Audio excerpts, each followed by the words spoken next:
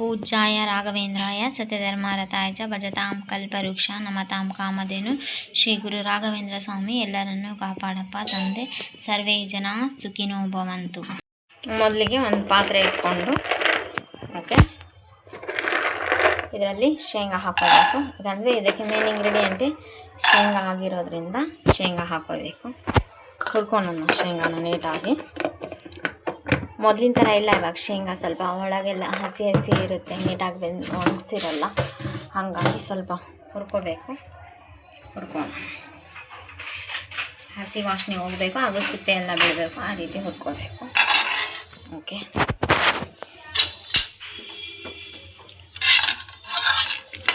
ಶೇಂಗಾ ಎಲ್ಲ ಹುರ್ಕೊಳ್ಳೋಣ. ಇದಕ್ಕೆ ಜಾಸ್ತಿ ಶೇಂಗಾನೇ ಮೇನ್ ಇಂಗ್ರೀಡಿಯೆಂಟ್ ಆಗಿರೋದ್ರಿಂದ ಶೇಂಗಾ ಹಾಕೊಳ್ಳಿ. ಇನ್ನು ಜಾಸ್ತಿನೂ ಹಾಕ್ಕೋಬೋದು, ಏನು ತೊಂದರೆ ಇಲ್ಲ. ಓಕೆ ಸ್ವಲ್ಪ ನೀಟಾಗಿ ಹುರ್ಕೊಳ್ಳೋಣ. ನೀಟಾಗಿ ಹುರ್ಕೊಂಡು ಸಿಪ್ಪೆ ಎಲ್ಲ ತಗೊಂಡು ಪೌಡ್ರ್ ಮಾಡ್ಕೊಂಡಾಗಿದೆ. ಇವಾಗ ಇದರಲ್ಲಿ ಏಲಕ್ಕಿ ಹಾಕ್ಕೊಂಡ್ಬಿಡೋಣ. ಇವಾಗೆ ಹಾಕೋಣ. ಏಲಕ್ಕಿ ಹಾಕ್ಕೊಂಡು ಇವಾಗ ಏಲಕ್ಕಿ ಇದೆಲ್ಲ ಏಲಕ್ಕಿ ಹಾಕ್ಕೊಂಡು ಮಿಕ್ಸಿ ಮಾಡ್ಕೊಂಡ್ಬಿಡೋಣ. ಹಾಗೆ ಇವಾಗ ತುಪ್ಪ ಹಾಕ್ಕೋಬೇಕು. ತುಪ್ಪ ಹಾಕ್ಕೊಂಡ ನಂತರ ಶಾವಿಗೆ ತೊಗೊಂಡು ಹುರಿಬೇಕು. ಓಕೆ ಶಾವಿಗೆ ತೊಗೊಂಡು ಹುರ್ಕೋಬೇಕು. ಎಷ್ಟು ಶಾವಿಗೆ ಆದ ನೋಡಿಕೊಂಡು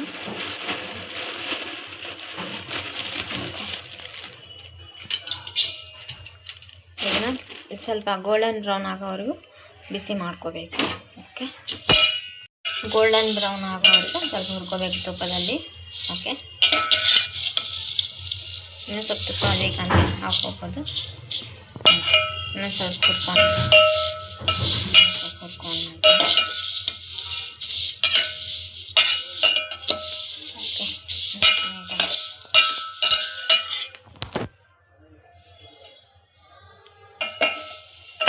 ನೀಟಾಗಿ ಹುರ್ಕೊಂಡು ಹುರ್ಕೊಂಡು ಆಗಿದೆ. ಇವಾಗ ಇನ್ನೂ ಸ್ವಲ್ಪ ಗೋಲ್ಡನ್ ಬ್ರೌನ್ ಬರಬೇಕು. ಇವಾಗ ಒಂದು ಪಾತ್ರೆ ಇಟ್ಟು ನೀರು ಹಾಕೋಬೇಕು. ನೀರೇ ಹಾಕೋಣ ಇದ್ರೊಳಗೆ. ಓಕೆ ನಿಮಿಷ ನೀರು ಕಾಯಬೇಕು. ನೀರು ಕಾಯಲಿಟ್ಟು ಶಾವಿಗೆ ಹಾಕೋಬೇಕು. ನೀರು ಕಾಯಬೇಕು. ಇನ್ನೊಂದು ಸ್ವಲ್ಪ ಕಾಯಲಿ. ನೀರು ಕಾಯ್ತಾ ಇದೆ. ಇವಾಗ ಅವಲಕ್ಕಿ ಹಾಕೋಬೇಕು. ನೀರು ಕಾಯ್ತಾ ಇದೆ. ಇವಾಗ ತುಪ್ಪದಲ್ಲಿ ಹುರಿದಿರೋಂಥ ಶಾವಿಗೆ ಹಾಕೋಣ. ಓಕೆ ಇದೆಲ್ಲ ಬೆನಿಬೇಕು. ಶಾವಿಗೆ ಎಲ್ಲ ನೀಟಾಗಿ ಬೆನೀರಿ.